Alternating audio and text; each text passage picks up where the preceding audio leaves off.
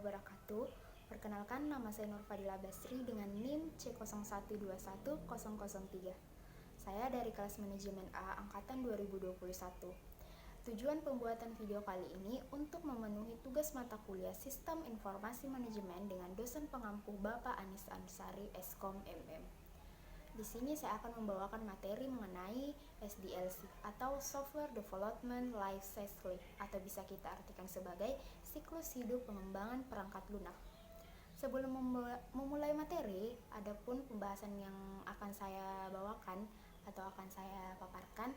Yang pertama itu apa pengertian dari SDLC, kemudian yang kedua bagaimana tahapan dari SDLC, serta yang ketiga itu contoh kasus perusahaan yang menerapkan SDLC.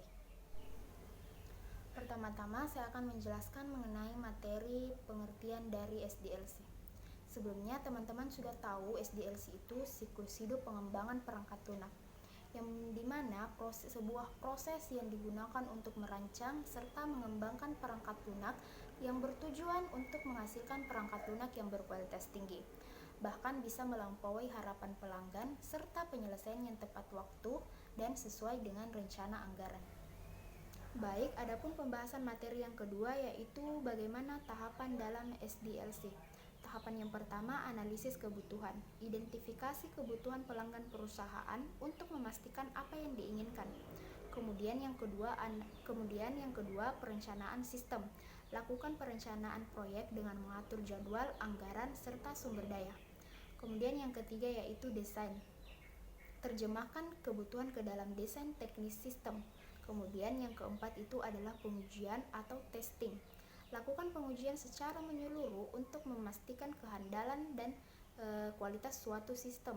Kemudian yang terakhir itu adalah evaluasi, nilai secara keseluruhan untuk memastikan tujuan tercapai serta identifikasi area perbaikan.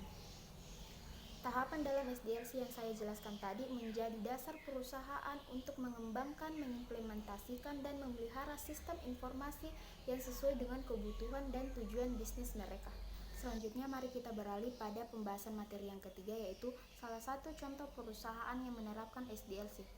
Salah satu perusahaan yang menerapkan SDLC yaitu perusahaan Instansi Abadi Merdeka. Perusahaan tersebut itu bergerak di bidang layanan pengaduan konsumen. Di sini semakin banyaknya pengaduan konsumen yang masuk, semakin pula menumpuk pengaduan tersebut dan tidak dapat diproses.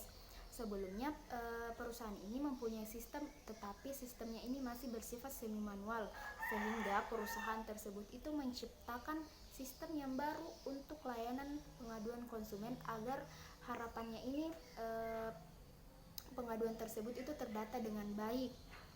Nah, menurut pendapat saya mengenai langkah yang diambil oleh perusahaan menciptakan sistem yang baru itu adalah langkah yang tepat, karena dapat meningkatkan efisiensi dalam mengelola pengaduan konsumen dan memastikan bahwa setiap pengaduan dapat diperoleh dan diproses dengan baik, dan hal ini akan membantu meningkatkan kualitas layanan yang diberikan oleh Instansi Abadi Merdeka.